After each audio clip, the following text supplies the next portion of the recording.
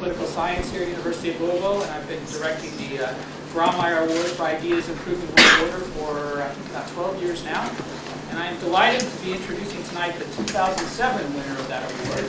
He comes to us from Canada. He's a native Canadian and he works at a Canadian university, although he made some of his stops in the United States. I think most of you probably have a bit of his biography, so I'm not going to relay all of the detail, I'll just point out a couple of the highlights.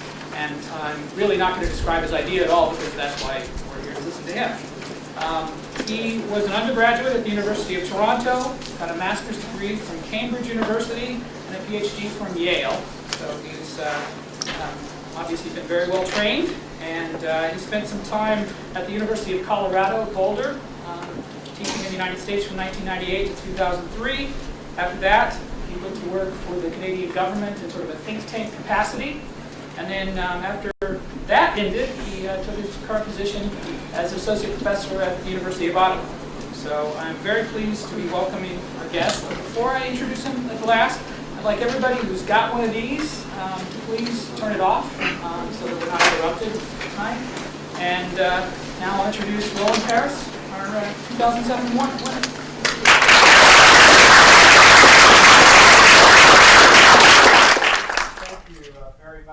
Now, I don't know if this microphone is working or whether I need it, but can you hear me all right at the back of the room? Okay, so we'll just stick with what we've got. I mean, it really is, Roger and everyone, tremendously flattering to be brought here to Louisville, to be recognized in this way for my work. And it is very important to me, and it's also a great pleasure to be here tonight to describe a little bit about my work to you. And what I want to talk about is a book that I wrote. It was published in 2004. It's called At War's End, Building Peace Afghan. Carol Merrill has a copy being displayed. And that book really looks at the challenges of helping war-torn countries in their transition from a fragile ceasefire to a stable and lasting peace. And specifically, the book looks at countries that are coming out of internal or civil wars. Now you might ask, why am I focusing on what happens after wars? Why not focus on how to get peace in the first instance? And well, I am interested in that question too. But the fact is that settlements to civil wars tend to be very fragile. One recent study found, for example, that almost 50% of wars, of civil wars that end in negotiated settlements, end up collapsing back into war within the first 5 years of peace. So you might say that the premise of my work is that a ceasefire is really just the beginning of a peace-building process. And there's no doubt, the record is quite clear on this, that outside assistance can and has been important. It has made a difference in reducing the likelihood of countries drifting back into civil war after the negotiation of a peace agreement. And that's important. It's important not least because countries that drift back into civil war risk falling into a kind of pernicious cycle of violence, and when they do that, they can become, in effect, failed states. States that are incapable of governing themselves peacefully and that also pose a serious threat to their own populations and also to international, regional and international security more generally. In terms of the humanitarian costs of failed states, just consider the following. In the wars that were fought in the early part of the 20th century, the casualties of those wars were mainly soldiers and not civilians. Most of these wars were between states. They were interstate wars. They weren't civil wars. And 90% of the casualties were military and only about 10% civilian. Well, by comparison, in the wars fought since the end of the Cold War, most of which have been civil conflicts within failed states, these proportions have been roughly reversed. 90% of the casualties have been civilians and only 10% military. In addition, failed states produce the world's largest refugee flows. They are important vectors for infectious diseases like malaria and HIV/AIDS. They tend to destabilize their neighbors and their neighborhood. And because they can be, in whole or in part, ungoverned, relatively lawless regions, they can be very attractive as bases of operations for transnational criminal organizations. So there are very good reasons for us to be concerned about failed states and to do whatever we can reasonably do in order to help these countries emerge from their periods of civil war and into peace.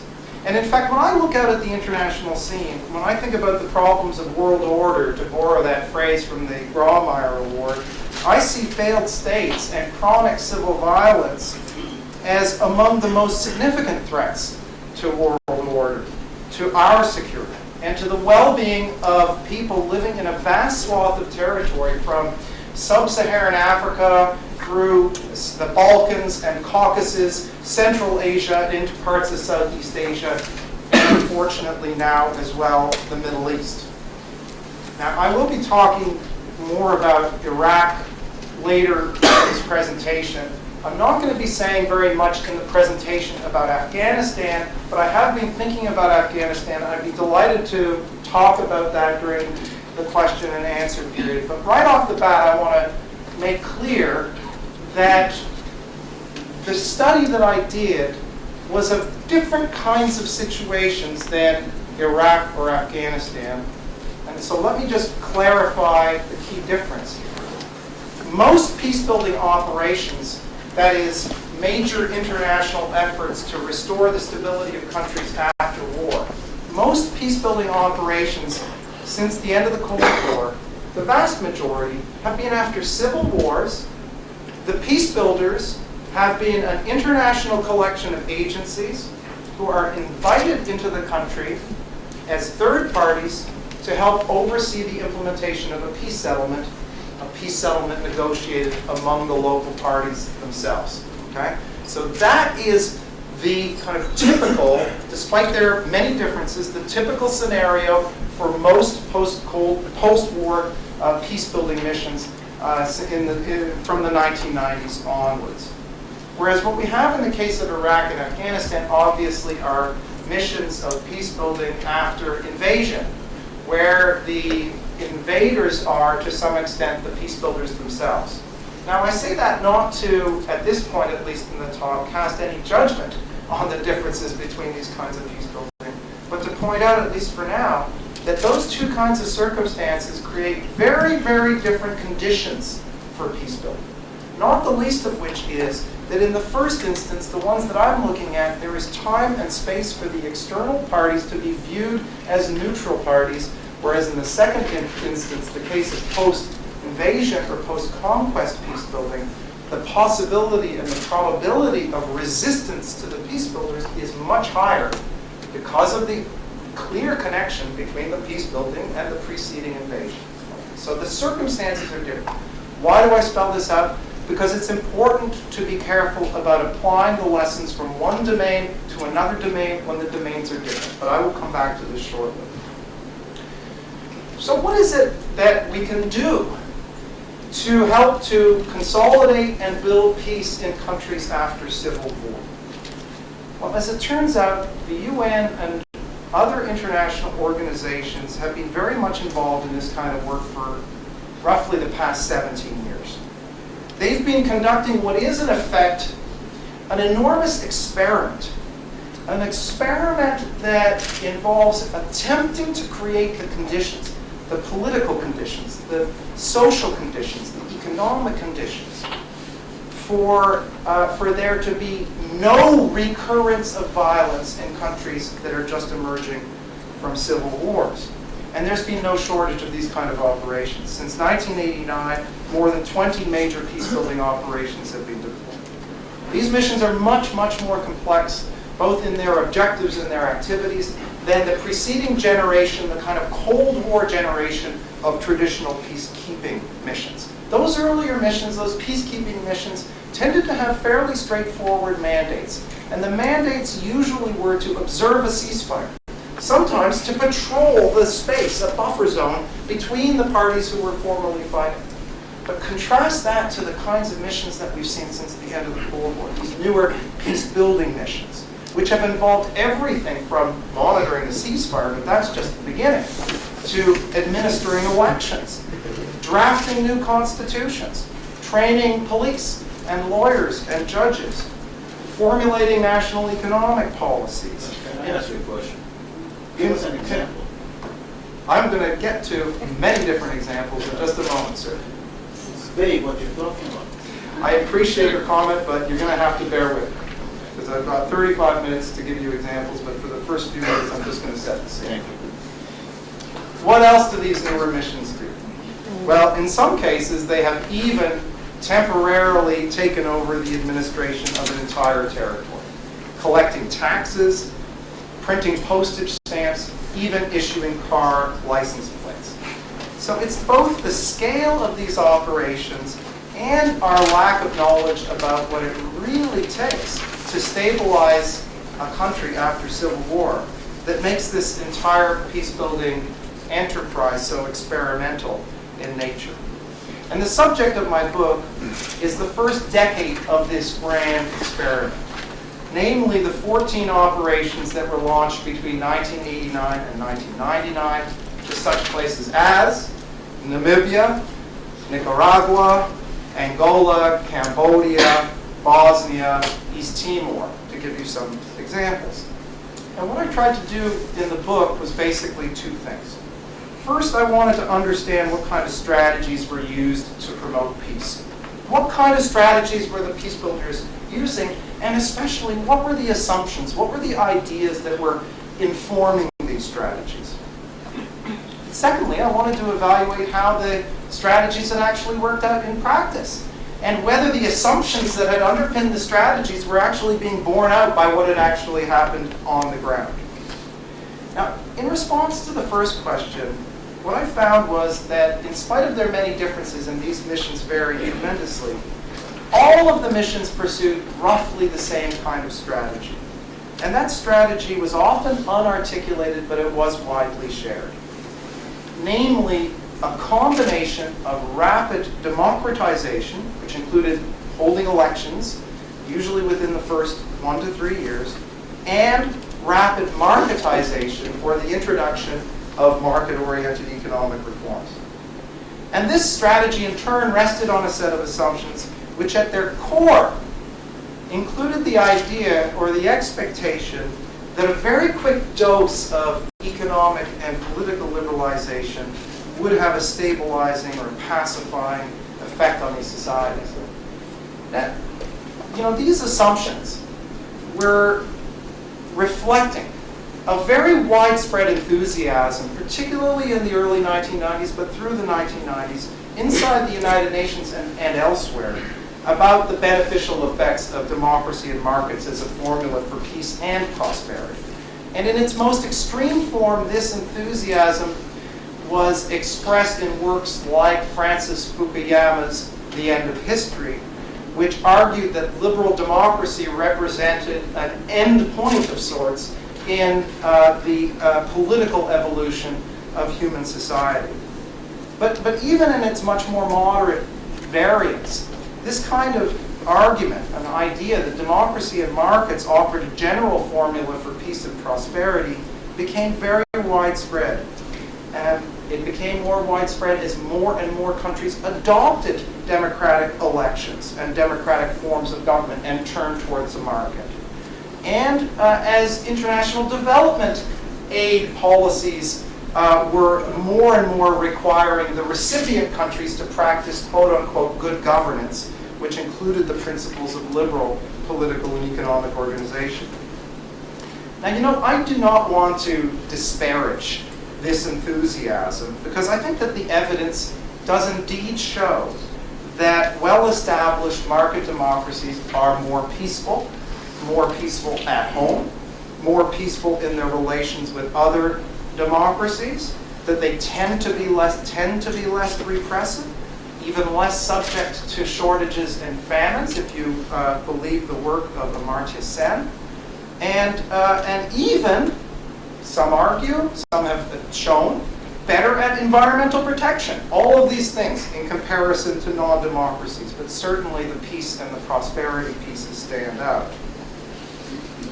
So I don't want to disparage that excitement and enthusiasm, but in approaching the subject of peace building, I thought it was important to make a distinction on one hand between the characteristics of states that had already made the transition to market democracy, and on the other hand, the great challenges of the transition itself. And what struck me about the assumptions of peace building in the 1990s was that they seemed to conflate these two things. In other words, they seemed to underestimate the challenges and indeed the potentially destabilizing effects of turning a country into a liberal market democracy. So having answered the first question about what the strategies were and some of the underlying assumptions, I set out to examine the record of these 14 operations. And I should say that on balance, these operations as a group did much more good than they did harm. Many of these countries are not at war today, and that alone is something that is worth celebrating.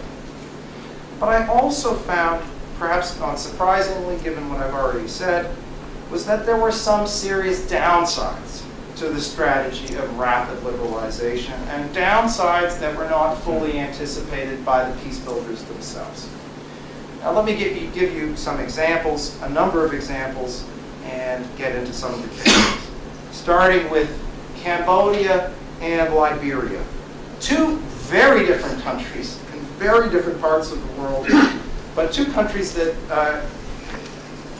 hosted peace-building operations which experienced similar problems. Both of these countries have suffered from a similar, what you might even call a kind of historical pathology. A pattern of strongman rule eliciting cycles of rebellion, of violent repression, civil war, and the replacement of one strongman with another, and so on. In Liberia, the elections of 1997 were a pillar of the international strategy to lift that country out of this cycle of violence. And in fact, the elections were relatively free and fair, and there was a massive turnout of the population.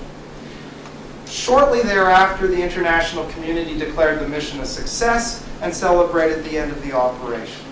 But immediately after he won the election, Charles Taylor in Liberia began to reverse many of the democratic trappings of the Liberian government. He never permitted a political opposition to form.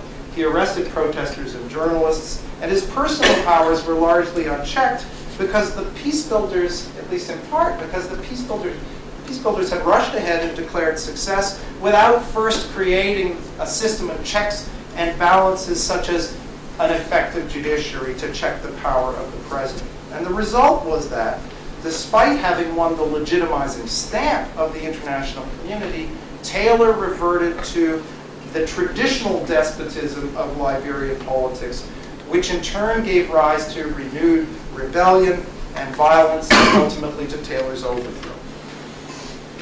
The story in Cambodia is much more favorable because that country is largely at peace today, and it has been for many years. But in Cambodia, too, the democratization process was only skin deep. In 1997, anticipating elections that would be held the following year, the Prime Minister of Cambodia, Hun Sen, basically eliminated the opposition by having leading members of the rival Fun Sin Pek party assassinated. And since then, Hun Sen has effectively ruled as a strong man in the modern tradition of Cambodian politics, which, like Liberia, has witnessed recurring cycles of absolutist rule, political rebellion, and violence. Now, I'm not suggesting that Cambodia will end up back at war anytime soon, and the current situation is, of course, an immense improvement over the civil war that devastated the country for so many years.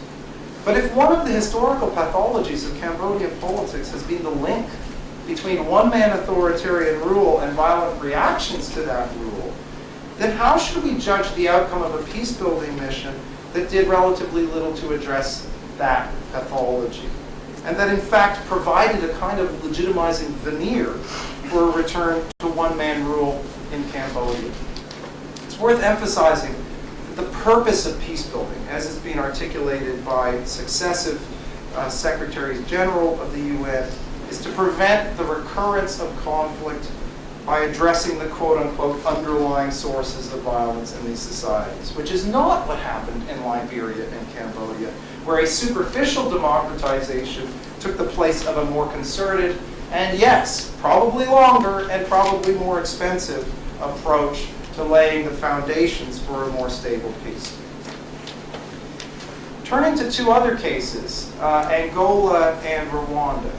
If rapid liberalization was insufficient, perhaps, as a peace-building strategy in Cambodia and Liberia, in Angola and Rwanda, this strategy seemed to even have destabilizing effects. And in both of these cases, the democratization process, in some respects, served as a catalyst for resurgent violence, rather than as a means for consolidating a truce. In Angola, there was an election agreement, there was a peace agreement in 1991. That agreement included a plan for national elections in 1992. Very quick timetable. International community deploys a very small force and does not create a mechanism to resolve electoral disputes, does not create a mechanism to enforce the results of the elections, does not demobilize the factional forces, simply moves ahead and quickly holds the election. And what happened was, in 1992, one of the two major factional leaders who were contesting the election realized right in the middle of the election he was going to lose. So what did he do? He skipped town, he rounded up his supporters who hadn't been disarmed, and he resumed the war. And over the next 22 months, there were more people killed in Angola than the number who had been killed in the previous 18 years of violence. I think that it's fair to say that the international community in this case had very, very hopeful assumptions about the intrinsically pacifying effects of elections. Now, I just want to preview something that I'm going to say later in this presentation, which is that I continue to believe that some form of market democracy needs to be part of the peace-building solution for reasons I'll describe, but not a form which is assumed to be automatically applicable, that merely by holding a set of elections or two set of elections, merely by initiating economic reforms, that one can expect all of the complex and tumultuous processes of democracy building and market building to continue almost on their own. That is not the way that it happened in Angola, and it's not the way that it happened in Rwanda. The causes of the Rwandan genocide of 1994 are, of course, extremely varied, extremely complex, and we could list them. But I think that it's quite clear that certain extremist elements in the Hutu community viewed the internationally sponsored democracy plan as a threat, and that part of their decision to launch a genocide against moderate members of their own community and against the entire ethnic Tutsi population was to derail the planned elections and the power sharing before they could take place. As in the case of Angola, I think it was clear that conditions in Rwanda were not ripe for successful elections to perform their peace-building role. They did not serve as a method of reconciling the formerly warring factions. I should say that elections and post-war elections don't always have these terrible side effects. In fact, in the Central American countries of El Salvador and Nicaragua and Guatemala, all three of which hosted peace-building missions in the 1990s, elections went reasonably well. But the impact of the other side of peace-building, the economic side of peace-building, and economic liberalization in particular, is much more questionable in those countries. Remember that the goal of peace-building is to address the, quote-unquote, the underlying sources of violence. And we could debate, as many have, what in Central America are the root causes of violence historically. But I think that few would disagree that some combination of economic deprivation and the immense gap between rich and poor related to the land tenure system have been among the conditions that have historically fueled cycles of revolutionary violence in Central America. And you know what? The peace-building missions in those countries really did very little to address these conditions. All three countries undertook economic adjustment programs at the behest of the international community. If you know about economic adjustment and structural adjustment programs, all of this will sound very familiar because they were more or less the standard template to restore balance to government finances, create the conditions for sustainable growth by reducing the government's role in the market, by allowing market forces a greater role in and influence over price levels and the allocation of resources. In short, economic liberalization. Well, these policies did yield higher levels of growth and lower levels of inflation, but they also enriched a very narrow segment of the population, particularly people connected to the export and the financial sectors. And at the same time, levels of poverty and income inequality increased. And perhaps over the long run, that's the short-term price to pay to get to the long-term result of the conditions for sustainable growth, and the sustainable growth which will provide the revenues to be able to lift all ships in those economies. That is certainly the assumption, and in many circumstances, that assumption might bear out. But in the particular circumstances of these countries, it's troubling because of the traditional patterns of conflict in those societies and the sources of conflict in those societies.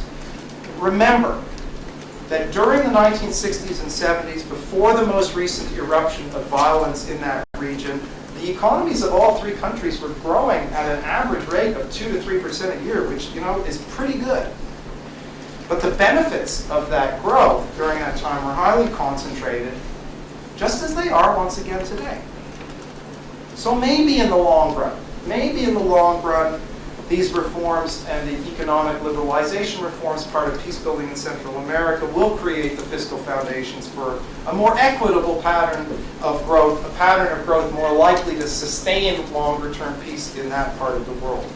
But in the short run, let me just suggest to you, I would put it to you, that these reforms seem to have exacerbated the very same conditions that have historically fueled revolutionary violence in that region. Maybe not tomorrow, maybe not the day after. I'm talking about the sweep of that region's history. All of which is to say, I think, that we shouldn't assume that economic liberalization or political liberalization will necessarily have stabilizing effects on the countries undergoing these reforms, particularly in the very, very fragile circumstances of countries just coming out of civil wars where people have been killing each other in large numbers. Excuse me. In fact, these strategies can and have had both positive and negative effects. And it's the potentially destabilizing effects of liberalization, those negative effects, that peace builders have tended to underestimate. Let me give you one final example, which is the case of Bosnia. The Dayton Accords, which brought an end to Bosnia's war, were signed in November 1995 at Wright-Patterson Air Force Base. And they provided for multi-party national elections, and those elections took place in September of 1996. The elections were intended to begin the process of knitting back together the country's physically and ethnically separated communities, specifically by reconstituting Bosnian governmental institutions with representation, right, from all of those institutions, from all of those communities. But in practice, the victorious candidates and parties in that election were primarily those who, during the campaign, had explicitly rejected the idea of cross-ethnic reconciliation. And this wasn't just an accident or merely a manifestation of public opinion. It was partly a function of the design of the elections and the institutions themselves, which included a three-person presidency, a tripartite, three-headed presidency, three individuals sharing that office, one president for each of the major ethnic groups. And because voters could only cast their ballots for the president representing their community, the presidential candidates had very little incentive to reach out across these communities and to gain support from members of the other groups, in effect their enemies or their former enemies. If anything, the incentives were quite the opposite. The electoral incentives were to stimulate fear within their own community in order to generate political support, in order to generate that kind of electoral support. So in the end, the elections really served to consolidate and to fix in place, in some respects, the power of the most extreme nationalists in that society, and in doing so to reinforce the de facto division of that society into separate ethnic enclaves. Let me tell you about another aspect of the Bosnian story, which is an economic aspect. Right after Dayton, international peace builders launched a far-reaching economic liberalization program. Of course, there needed to be economic rebuilding. There needed to be a functioning economy.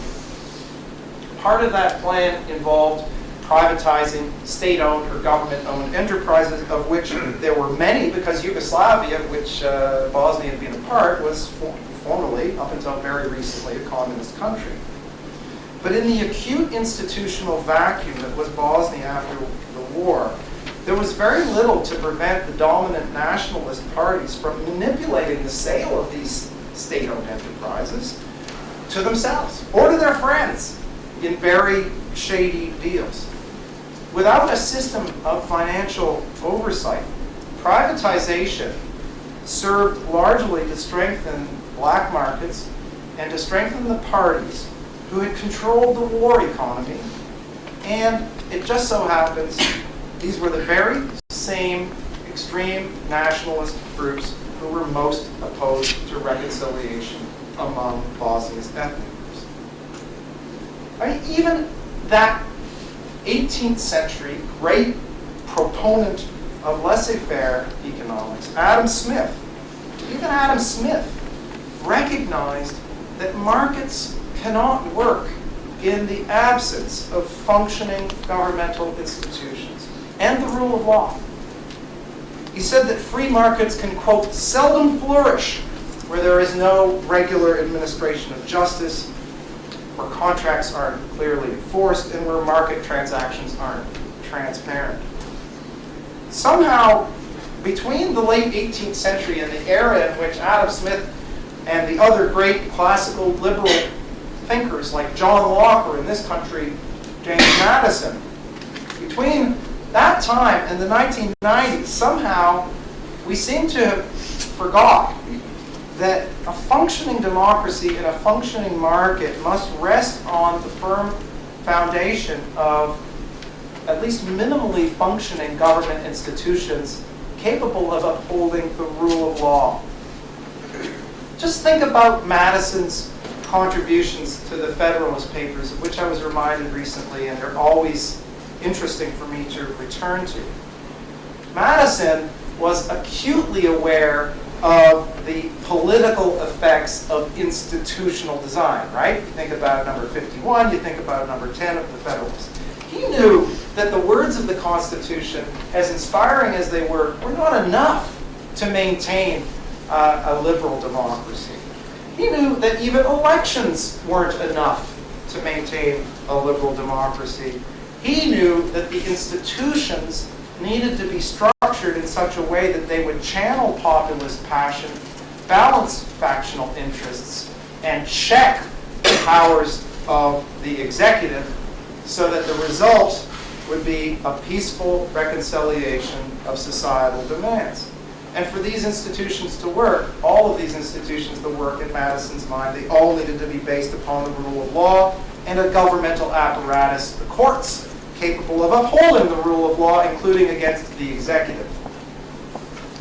Now, it's in this spirit that in my book, and I'll conclude in a few moments, that I recommend a slightly different approach to post-conflict peace building. It's one that I call institutionalization before liberalization. Now, clearly I did not consult an advertising firm when I came up with that phrase. It's pretty clunky. But in essence, it means that peace builders should focus less on the trappings of democracy and markets and more on establishing the rules and the institutions that underpin functioning democratic politics and functioning market economies. Rules and institutions that can assure everyone that elections will be a fair contest and that the results of elections won't just be symbolic, but that they will be respected and upheld. And that those who are elected will continue to operate under the basis of the agreed rules. Institutions that are consciously designed to promote and to require compromise among those who achieve and who maintain power. And rules and institutions that can both facilitate but also regulate the market in a way that promotes stability and peace in the especially and uniquely fragile circumstances of countries that are just coming out of civil wars. We simply cannot expect to make these countries into market democracies by holding elections and initiating the reforms. There are no quick fixes, there are no magic formulas, and there is no escaping the reality that peace building is a long-term, contentious, and sometimes dangerous enterprise.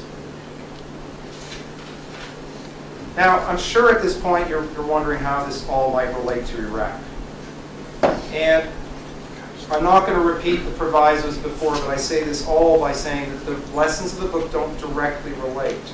But I think it's fair to say that there is at least one lesson coming out of peace building, that whole peace building experience of the 1990s, and perhaps there's several, but there's at least one that could have been applied in Iraq. And that lesson is the importance of deploying a major police presence, a major policing presence in the immediate aftermath of a conflict to prevent a vacuum of authority from opening up, a vacuum that can draw in and be exploited by those who would like to continue fighting. This was the hard lesson that the UN and other international agencies learned in Angola in 1992, in Rwanda in 1994, in Kosovo in 1999, and in other places. But this was something that the administration did not appear to plan for. I think it's quite clear now, as people like Paul Bremer have, I think, readily acknowledged. When the regime of Saddam Hussein collapsed, the US didn't have enough troops, or the right kind of troops, or a major police contingent, whether it's military or civilian, it doesn't really matter, but a major police contingent ready to deploy to fill a vacuum of authority. And the result was, of course, looting and violence in Baghdad, which initially just seemed like a problem of public order, but really which created a problem that the mission never fully recovered from, because it really did mushroom, ultimately, into what has now become a devastating and tragic religious and ethnic conflict within that country. Of course, hindsight's 20/20. It's easy to be an armchair quarterback. But that said, there were a lot of people who were knowledgeable about the peace-building missions of the 1990s and who were saying, at the time of the invasion,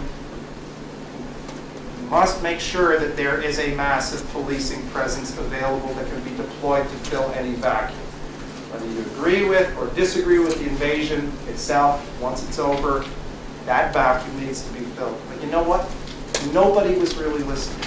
In that moment of triumph and triumphalism, when the statue of Saddam Hussein was pulled down, nobody seemed terribly interested in hearing about the possible dangers ahead. It was a message that simply didn't get through. And for me, living in Colorado at the time, the entire period left me with very serious doubts about the ability of the media in particular to provide critical analysis to its readers and listeners and viewers at moments when there are strong patriotic pressures on everyone, including journalists, to jump on the bandwagon. That, in any event, is my Andy Rooney moment for this talk, and I appreciate your indulgence, but I'd like to conclude with a final thought namely on the possible implications of the Iraq War on the future of peace building itself. And one of the tragedies, I think, of this war is that it really has cast doubt, I think, it's cast doubt on the very idea of promoting the values and practices of liberal democracy. My fear is that the very language of freedom and democracy, that language has been cheapened. And the truth is, and here is where the tragedy is, the truth is that if it's true that there's skepticism now about the very talk of promoting democracy and markets and freedom and what that might hide, if that's true, the tragedy is that really there is no alternative to promoting some form of liberal market system. In my view, there's no alternative in countries that are emerging from civil wars. And there's no alternative because many of the main actors in these wars themselves want to move towards democracy, and the people too. For the main actors, for those who are fighting the war, democracy provides an opportunity, a kind of unrigged lottery that might allow them to participate politically in their society after the war. And in that respect, the idea of democracy can be crucial and has been shown to be crucial in getting the parties to the table in the first place to negotiate peace agreements. And for ordinary people in these countries, the turnout at these first post-war elections have just been heart-rendingly huge, over 90%, which is much more than all of our Western democracies. And on top of that, we don't know of any other economic system that's capable of generating sustained economic growth, systems that are not open, at least to some considerable degree, to the market. So what I'm saying is that the problem is not the idea of democracy or markets. Rather, the problem is how we get from here to there, and how we do so in those especially fragile conditions of post-war states. And as difficult as this task is, I think that it's one that we cannot ignore or abandon. Thank you, and I apologize for going a bit over time.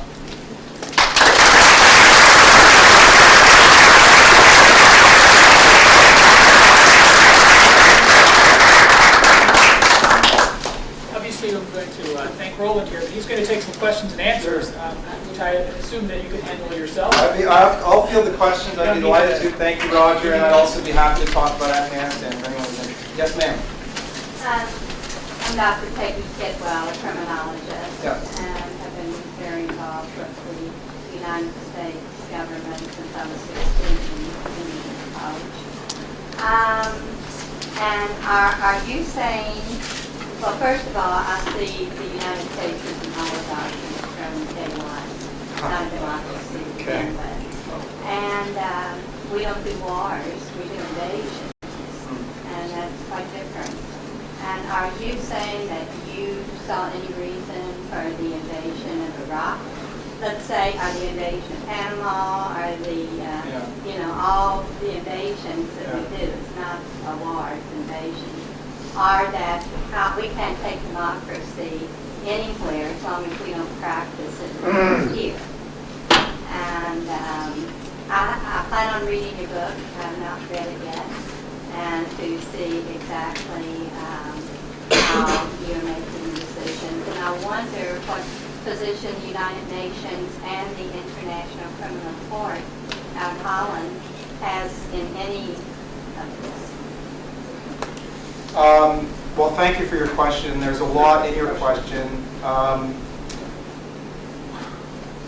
I didn't really comment in that presentation on whether I thought the war was justified or not. It hasn't been the subject of my research. Personally, I don't think that the war was necessary at the time that it was begun. I think that the record bears that out right now. But I also don't want to get into a debate about whether that war should have started or not, because I'm primarily interested, at least, in helping to elaborate on the ideas for which I was very generously recognized by the Grawemeyer Award Foundation, which really focuses on the post-war. I'm not sure if I fully understand the distinction between invasion and war as you set it out, and Panama, I need to think about it. Sir. Those 14 countries you mentioned have a problem. Definitely. The way you described it is very detailed and very accurate. Being a physician myself, to cure a disease, I want to know what the root of the disease is. And I'm asking you to elaborate on imperialism and colonization of these countries and what it has led, and whether or not it has led to the disease that we are talking about. Okay, so the question is, to what extent has imperialism and colonization contributed to the disease that these countries are facing? Well, in the very first part, when you were introducing your question, you said, that there's a variety across these countries, and the circumstances, that the root causes, so to speak, of the war are tremendously varied. I mean, even if we were to just go from 100,000 feet to 60,000 feet, then we could talk about some of these wars being primarily ethnic conflicts and others political conflicts. If you compare the war in Rwanda to the war in El Salvador, I mean, the differences far outnumber the similarity. In some instances, there is a history of colonial involvement. I think it would be a pretty tough case to make in the case of southeastern Europe, although if you wanted to go all the way back to the Austro-Hungarian Empire and the Ottoman Empire, I suppose that you could make that case. But in some of the more obvious cases, say I'd be talking about Rwanda, take that as an example, there's no doubt that the experience of colonialism was part of reifying the difference between Tutsi and Hutu, and that the colonial powers at the time identified for whatever reason, and I would regret to say that it was at least partially a sort of physiological reason, identified with the Tutsi population, which led to a great deal of resentment on the part of the Hutu majority, which set a whole series of dynamics in motion. So, we're talking about unpacking the many different strands of far and near history that can contribute to these kind of conflict situations. Depends on the case, is my answer to you. Although, let me just add to that, take the opportunity to say that we haven't done a terribly good job of actually investigating the root causes of conflict in a lot of these countries. There's two conflicting pressures really taking place. One is the pressure to systematize our mechanisms. By our, I mean the international community, really the West, and really the powerful countries of the West, and the international organizations that they support, including the United Nations, to systematize the methods that we have for quickly deploying missions, for learning lessons, for transferring lessons from one mission to another. All of that is very important. We should be trying to extract lessons and then and learn from them and improve our techniques. The flip side is that the very process of extracting and learning lessons and trying to apply them has a kind of homogenizing effect on the approaches that we take to these societies, and can have the tendency to encourage people to think about the solution rather than the problem, and the varieties of the conditions that led to the problem in the first place. And sometimes I really wonder whether we are stumbling into many situations without taking the time or having the expertise or growing the expertise even through our investment in our university programs to have that kind of expertise. I know that we have the capacity to do all this at the same time. Yeah, well, importantly though, despite all the problems, most of these missions have been done more good than harm. Sir. Thank you for your realistic look at the problem that you've chosen to address and trying to point a way forward instead of rehashing personal political views. Can you point to one country where you think the international community, which is a term that we can all struggle to define, has really implemented your view that we should not try to move quickly towards an election, but build security and build those institutions in which liberal democracy and market activity can flourish? can you point to an example and lead us through the facts of how that worked? And then do you think that looking forward, when other such situations arise, that there is the will within the United Nations or other segments of the so-called international community to bring the resources to bear, not for a victory for democracy and a photo opportunity, but the hard work that you say is necessary in situations like that? Thank you for both of those questions. I think the closest they've come is probably East Timor, which was a part of Indonesia up until 1999. Previously a Portuguese colony rather than a Dutch colony, which is the rest of Indonesia. And the United Nations was instrumental in first of all, endorsing a major intervention. So a major security force was deployed into that country, not the kind of security on the cheap like Angola, but in a sense subcontracted to Australia, which organized a group of countries and intervened quite substantially into East Timor during the period of transition to provide security. So there was no scrimping on the security. And there was also no real scrimping on the governance side either. It was recognized right off the bat that the international community was going to have to constitute governing structures in that country, and it did so through a process of consultative assemblies, and then identifying a transitional government, and organizing and building government ministries, identifying locals and training locals, and handing over day-to-day, mid-level decision-making authority to locals as quickly as possible. And training judges, bringing in as a transitional measure international judges, training police, and doing security sector reform, which is really just police, army, and courts and lawyers. So I think that mission probably comes the closest. One caveat, though, which is that when the UN ultimately said, okay, we've been here long enough, we've got to leave, a lot of people were saying, well, hold on, you've done great work, but the security sector, like the courts and the army and the police, they need a bit more work. A couple more years here could make all the difference. They're really quite weak still, just a couple more years. But the UN pulled out in early 2005, and then a year later, there was a clash within the army.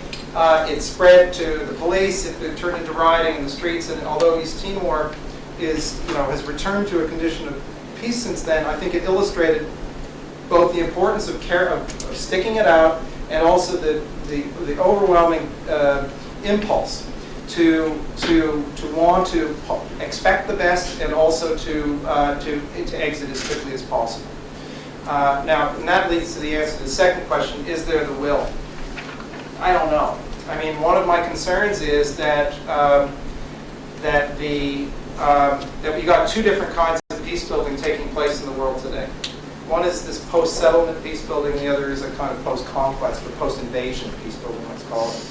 And I'm afraid that the distinctions between those two are blurred, and that all of the kind of reaction to what has happened and what is happening in Iraq has the potential to spill over into a deep skepticism or even cynicism about the idea of peace building in general, which would be terribly unfortunate, because there's not going to be any shortage of countries that are going to be requesting assistance to help them to help them consolidate peace in their own countries. And if this reaction against the idea of whatever it might be called, nation building, kind of blanket reaction, were to undermine peace building and lead to a kind of backing away from the peace building project, I think that the results would be terrible for the people in those countries, and ultimately for us in terms of our own security as well. It seems that peace building and hope seem to be very closely related, and you do a really good job of reminding me of how slow, clunky democracy is. It doesn't happen fast, it's complicated, and when I'm threatened, or people are threatened, I don't want slow, I don't want complicated, I want clear cut. It makes it easy then for me to endorse one of those strongmen that you were talking about. So when you observe, when you've studied and looked at these countries, what social structures have you seen that go where you get the biggest, pardon the expression, bang for the buck with instilling hope in the population, so that when they do feel threatened, it ameliorates me against wanting to say, yeah, go gun them? Yeah. I mean, two things. One is one that I've already mentioned, which is the very act of holding elections themselves can be a source and a focus and an inspiration for a population. I mean, in some ways it can raise expectations too high.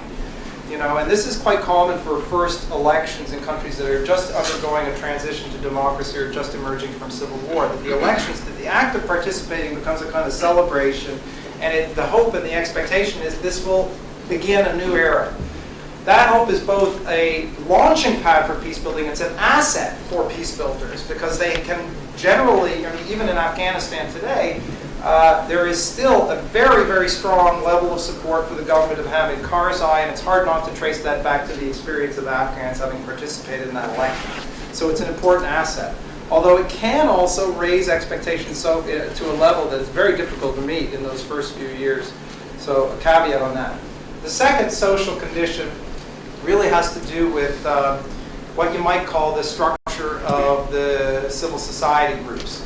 And if you go and you look at some of these countries, what you find is, what I found was that the countries with where reconciling the formerly warring parties is most difficult is when the parties themselves reflect communities that are divided from each other on many different dimensions. Okay? And where the civil society groups themselves, I'm talking about community organizations or NGOs or whatever the case may be, are defining themselves exclusively according to the belonging to those different groups rather than cross-cutting, right? And you know, we tend to, and this is part of what the book is kind of critiquing, we tend to think about, you know, democracy, elections, great, peace, market, fantastic, prosperity, civil society, great, Tocqueville, right? Alexis de Tocqueville. So civil society, a strong civil society, activism, social activism, community organizing, that is important for peace and for democracy. But you know what? Not all civil society organizations are actually supportive of reconciliation or pluralism or tolerance. You know, in Rwanda, had one of the densest constellations of civil society organizations of many of these countries I was looking at before the war. But the problem is that most of those organizations aligned themselves in one way or another with the communities that were rival communities. And many of them, including some church groups, were implicated in the genocide themselves. So what's the solution? The solution is to try to promote groups that really reach across, that do the kind of balancing to the extent that we can, and the OECD has some interesting projects on this, to the extent that we can, to try and promote cross-factional connections, so that just like, you know, you think about the Federalist Papers, not to come back to that too often, but the idea that people have associations where they are connected across different groups and where their identity is not rooted and reinforced as excluded from another group by all of the social connections that they have. The idea is developed in the book further. Yes? Two questions. Do you have a website that...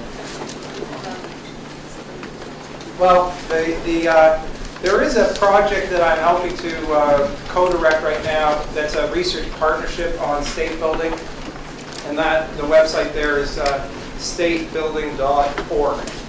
And then the book is available, of course, and there have been, and I've written about this in different forms. You can just Google my name, and you'll be able to find my website. But thank you for asking. What do you think of the Darfur issue? Darfur, well, there's been some movement in the last day or so, although it's unclear what that will mean. I mean, the Darfur issue, it's going to be a very significant test of, I think, the resolve of the countries that have signed on to the responsibility to protect doctrine, and to see how strongly they're really willing to push the government of Sudan.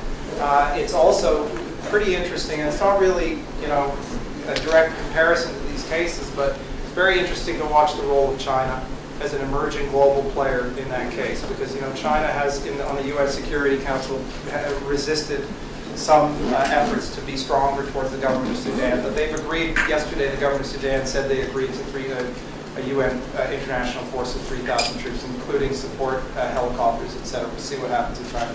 You mentioned several times the difference between peace building whether it's a continuing civil war and peace building whether it's building invasion. Yeah. Would you elucidate a little bit on what you think the differences are? The differences? The difference in a different approach. Well, okay, so the question is the difference between peace building after civil war and peace building after invasion. Well, the key difference is the perception of the peace building at the outset. Okay. Now, I think, to be realistic, that all peace building operations, and the word peace building is a happy, nice, gentle, positive word. So anyone participating in peace building has to be happy, nice, gentle helper, right? But inevitably, I think that all peace building operations, because they represent a large international presence in another country, ultimately come to generate resistance within those societies to their very presence, the resistance to the foreigner. Partly because it's impossible to have a major international deployment, particularly if there are troops involved, without affecting the domestic politics of that country, almost like dropping a magnet into like an existing magnetic field. Some groups end up benefiting, others end up not benefiting. And over time, especially in countries that have a tradition of proud resistance to external intervention, there is always the danger that of what you might call an obsolescing welcome. Okay? I think one of the key differences between peace building after civil war, where it's invited, and peace building after invasion, which isn't always, I said I'm not trying to cast aspersions on that term, because the peace building after invasion was Germany and Japan after World War II as well, right? But one of the key differences is the perception of the peace builder and the speed at which the obsolescing welcome might take place. And I think that what that means in practice is that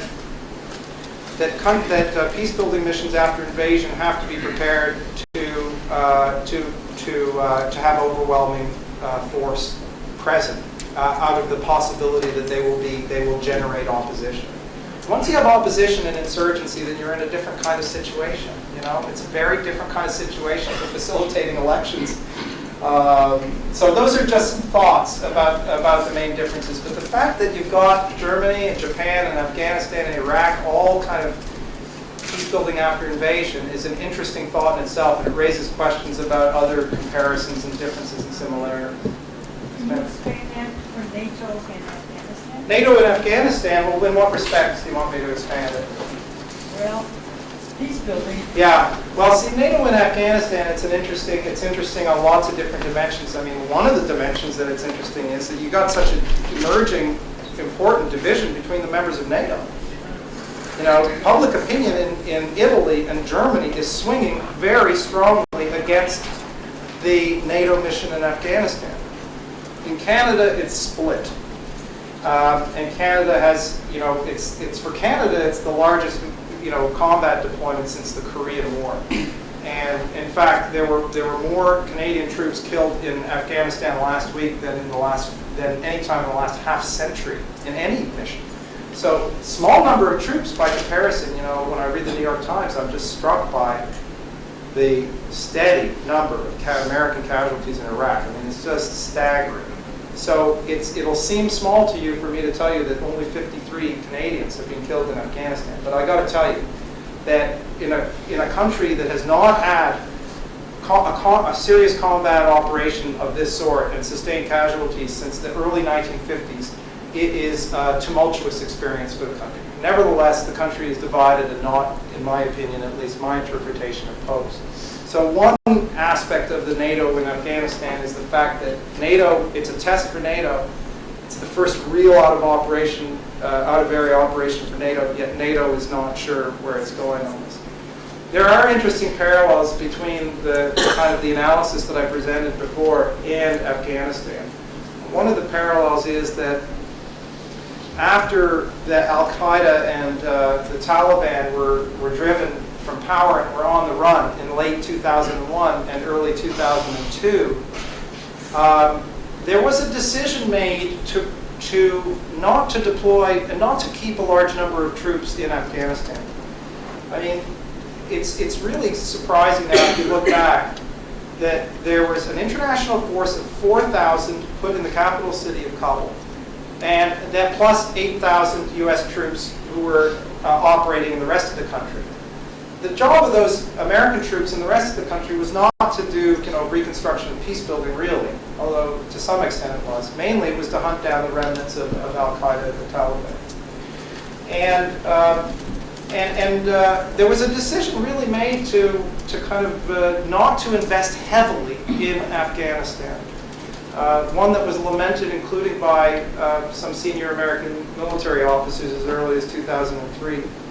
And over the period from 2001 to today, people are often shocked to hear this, that Afghanistan during that period has been, if not the most under-resourced stabilization mission since World War II, one of them.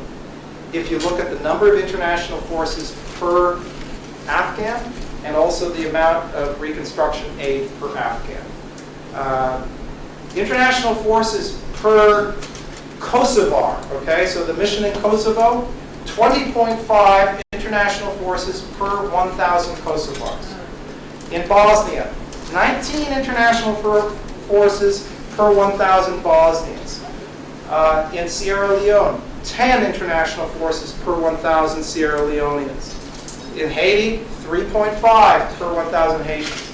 In Germany, after World War II, 101 Allied soldiers per 1,000 Germans. In Afghanistan, 1.4 international forces per 1,000 Afghans. And Afghanistan has received less international aid than a number of other countries coming out of conflict